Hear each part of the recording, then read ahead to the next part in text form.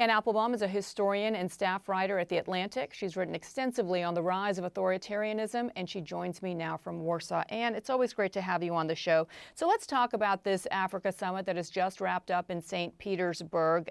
17 African leaders attended it, compared with 43 in 2019, and they issued a few joint statements. One of unity, I'll read that to you. Russia and African countries agree to pursue compensation for colonialism, return of cultural artifacts, etc. But then the chair of the African Union goes on to say Putin's grain offer is not sufficient. Obviously, this grain offer after he pulled out of the grain deal with Ukraine, saying that Russia alone can supplement grain to African countries. The chair says a ceasefire is needed, and then went on to say Putin has shown readiness to negotiate with Ukraine, and now the, quote, other side needs to be persuaded. What should we read into this summit, its outcome, and Russia's continued influence in Africa? So I think, first of all, we can read into the summit the fact that Putin is losing influence in Africa. This has been true for some time. And I think the ending of the grain export arrangement with Ukraine and the bombing of the port in Odessa has had an impact. I heard several African leaders criticize him for that. And I think the Russian propaganda is beginning to fall apart, because propaganda works when there's some grain of truth to it, or when there's something about it that people want to believe.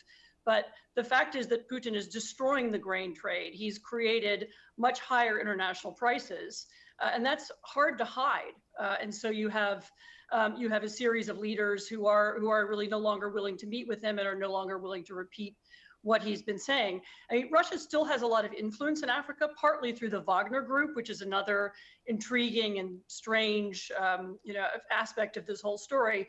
The Wagner Group keeps in power several African dictatorships, and so they also have an interest in maintaining their links to Russia. But I'm not sure that this summit is really, a demonstration of Russian strength or Russian influence. Yeah, the biggest takeaway, it appears for many, including myself, is the photo of the former head, the current head, I don't know what his role is right now, of Wagner, Yevgeny Prigozhin. We do know that he seems to be alive and well thus far in St. Petersburg, and there you see him standing with a Central African Republic representative.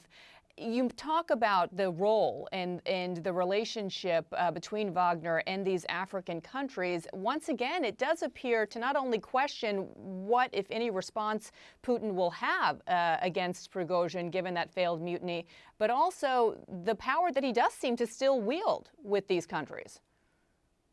So one of the things I think we failed to understand, or some people failed to understand, was the importance that Wagner has for Putin and for the kind of Kremlin network more broadly. Wagner is Russia's foreign policy in Africa. Wagner is also probably the source of a lot of money for Putin cronies. It's not so easy to just cut him off or get rid of him. And they created him over many years as a kind of, as I say, a sort of alternate form of foreign policy. He does the dirty work in Africa. He supports dictatorships. He sends in mercenaries to help people out. And at the same time, he controls supposedly gold mines and other kinds of natural resources and exploits them. And then that money goes back to Moscow. And just eliminating that turned out to be too difficult, even after he ran that extraordinary rebellion. And so I think what we're seeing is, again, the development with the visible, development of cracks within the Russian leadership. And they were probably there already. We just weren't able to see them quite so clearly. Different people have different interests, and they're beginning to compete with one another. So what does this say about Putin's mindset right now? Not only managing a war that clearly didn't go as he had planned, but also now the aftermath of this failed mutiny. There's new reporting from the Washington Post this week from sources in U.S. intelligence confirming that Vladimir Putin seemed to have just frozen for 24 hours or so when this mutiny was taking place, even though he apparently had been given a heads up. Your recent piece on the rebellion argued that after spending years of cultivating public apathy, the Russian president found his people indifferent to his own fate. I recently interviewed Russian journalist Mikhail Zygar, and he said that all of his sources confirmed that Putin's decisions are a bit strange. How should we be interpreting all of this? Yeah, so just to explain what I wrote, For many, many years, the Russian state has been encouraging citizens to be apathetic, and they do this deliberately. So they do it by emitting confusing and contradictory propaganda, by discouraging people from forming any kind of independent groups or associations, never mind politics or political parties. And then when there was a real attack on the Russian state or on the Russian army, it meant that citizens were apathetic about that too. Even more strange was when Wagner and his men were in Rostov, which is essentially the military capital, the city from which the operations in Ukraine are being run. Passerby and people walking down the street seemed to welcome them. They brought them bottles of water and ice cream and all kinds of other things. And it was almost as if finally there were some politics to follow. There was someone interesting to listen to who was saying something a little bit different, and they seemed almost interested and intrigued by it. Because he shut down conversation so much, almost any appearance of change or anything out of the unusual suddenly becomes important and significant. And I think the Prigozhin rebellion, the after effect of that, continues. People they want to know what's going to happen next. Who's going to be the next challenger? Where will the next crack become visible? So in a way, the Prigozhin rebellion restarted a political conversation in Moscow that seemed to have been pretty dead. Yeah, and Kremlin propagandists for a good 24 hours didn't even know how to respond to this attempted mutiny because they were given no direct orders from the Kremlin as to how to respond. Go ahead. Yeah, no direct orders, and Putin himself left the capital. He disappeared. Yeah. So first giving a speech in which he virtually compared himself to Nicholas II. He started talking about the Russian Revolution, which was clearly on his mind, and then he vanished, which left people speculating he left the city of Moscow preparing for an invasion. People were digging ditches outside of the city. They were given a curfew and told to stay home from work. So it left its mark as, I think, probably the first time that the war in Ukraine has really been brought home to people in the capital city.